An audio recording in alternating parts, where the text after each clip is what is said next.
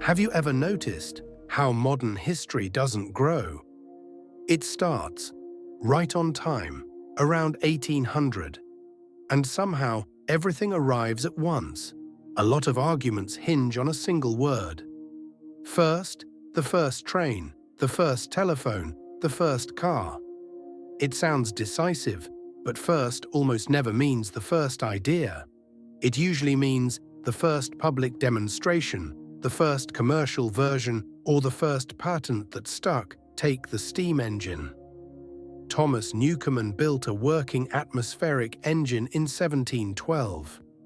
James Watt didn't invent steam power. He improved efficiency with a separate condenser in 1769. That's not a sudden invention, that's refinement. The same pattern repeats everywhere. The telegraph didn't appear out of thin air in the 1830s.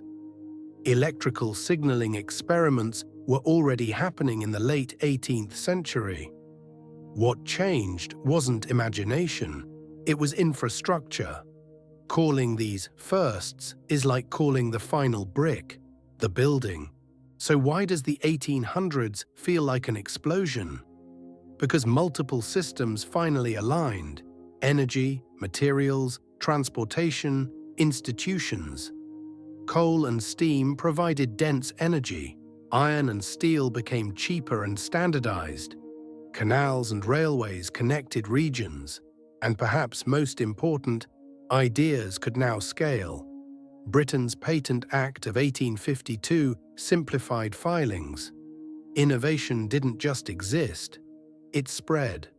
Railway track in Britain grew from under 100 kilometers in 1800 to over 10,000 kilometers by mid-century.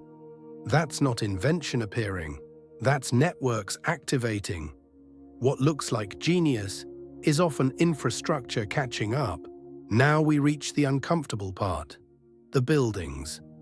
Because while technologies can be refined quietly, architecture leaves scars. Consider the United States Capitol. Construction began in 1793.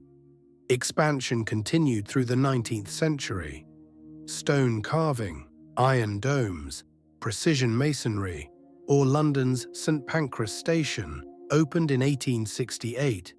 A Gothic revival facade wrapped around a modern iron structure. These weren't improvised sheds.